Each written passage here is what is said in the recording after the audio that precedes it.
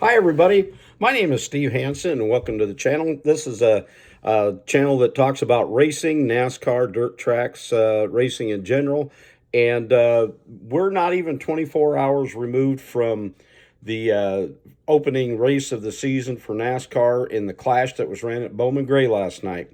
And I guess the main thing that I'm going to touch on this morning isn't so much the product that was on the track. It's that when I turn on various social medias, the first damn thing that we start talking about is the production of what was, the television production. Gang, I remember, I'm one of those that's old enough, I'm 64, that remember back before we had live televised racing on TV, let alone NASCAR or anything else. So, it was a special treat when the Daytona 500 in 1979 was live and got to see all that unfolded with that. So you fast forward now, and everybody's got a phone and all the stuff that we got going on, yours truly included. But the problem and the thing I get is there's a lot of people that I like watching and see what their insight is on the race and NASCAR and what's going on with the news. But now we are getting so freaking nitpicky on what the production is on television. And, I'll take it back to this. The best people that I thought broadcast football or the commentators were Pat Summerall and John Madden, because they were in the sport. So you fast forward into racing, okay? And I'll use NASCAR since that's what we had last night. So you used to have Chris Economaki and Ken Squire and people that, yes, they were reporters. Yes, they were in the media, but they lived and breathed the product. And so I think that part of the problem is the people that are producing it, that are in the ears of the commentators, have no freaking idea. And I sense that sometimes the Kevin Harvick and all those guys are trying to tell the production crew this is what we need to have. But bottom line, gang, stop bitching about the freaking production on TV. Okay, I mean, everybody has the right to freedom of speech, granted, but gosh darn it, people. Turning on, and well, I thought they did this, and I thought they did that, and maybe these people that are giving their perspective on that have a background in media production, or that's what they went to college for. And again, everybody's entitled to their opinion.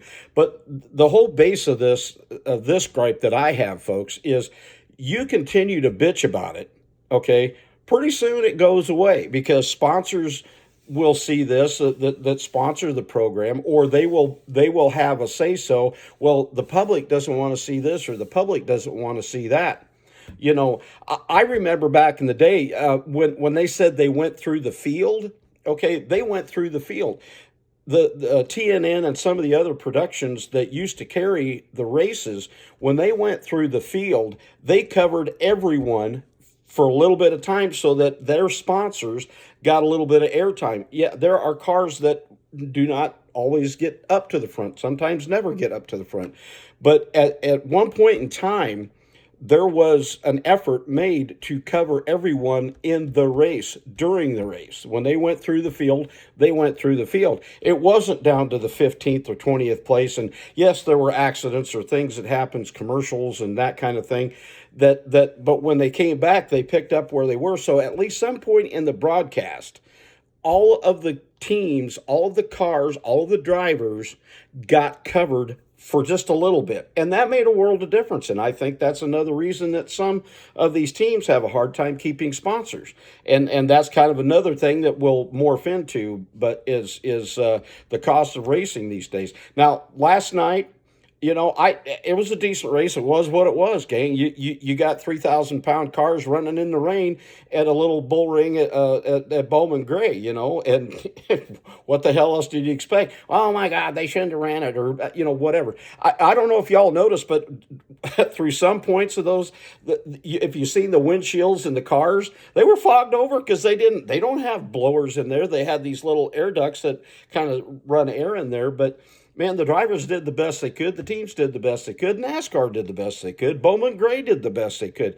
It's wintertime in North Carolina, for Christ's sake. If you know, I mean, this is another topic, real quick, gang. I don't. I'm sorry about jumping around, but I have seen some videos or some commentary on should the Clash go away. No, I don't think it should go away. I think it's great. I do think it's great that they brought it back to the heart of NASCAR and not out in California. Uh, you know, NASCAR is all worried about saving money, yet we truck them clear across country for one, an introductory race that's not a point race.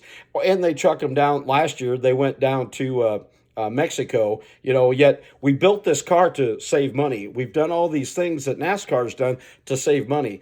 NASCAR and companies in general, when they're trying to tell you they're saving money, they're actually jacking your pocketbook a little bit. Again, that's just my own opinion. But anyway, I don't think the Clash should go away. I do think that perhaps if they're going to keep it at Bowman Gray or something like that, they need to maybe look at a different time of year, maybe have that as a mid-season break race or something like that.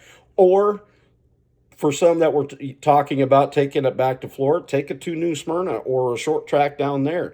And this will touch on another thing. The reason that it left Daytona was they said they wasn't getting anybody to come to the race.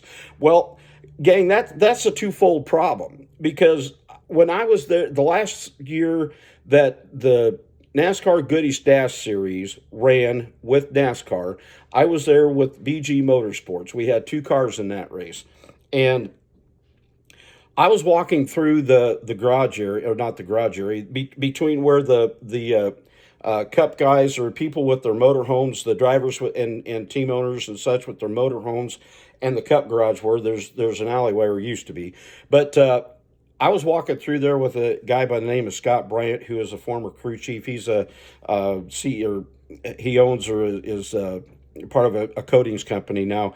But we were walking through there, and this is like 2006, whenever the last Goodies Dash race was run at Daytona, and he looked around and he said, "Just look at this crap." And I said, "What?" He said, "Pretty soon you and I aren't even going to be able to afford to be here." And bottom line, that's been the problem.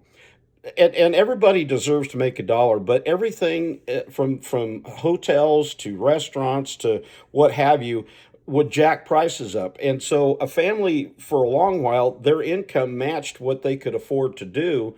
And so they would make that an event to go to Daytona. But then, and I'm jumping around, but we had Speed Week. So you had an event all week. Well, the powers that be with NASCAR and whomever else blew all that stuff up because we're not getting fans to come. Again, number one reason is cost. So, here I'm kind of, going back against what I just said, but, it got too damn expensive, and that's why people weren't coming to the Clash. Yes, it was a wreck fest on the racetrack, but, you've got that at these short tracks. So, bottom line, gang, back to the original thing. For those of you who get on and yak about, the TV was terrible and all that kind of stuff, be thankful that we have it, because I remember a day when, we begged to have something live or see something that wasn't 3 days old or a week old or what have you. So with that, gang, I will end this video with that thought process. And listen, leave you with another thought. You might wake up in the morning and you're stiff and sore and life kind of sucks. But, man, if you don't let the old man in, it's going to be a great day. Talk to you later, gang.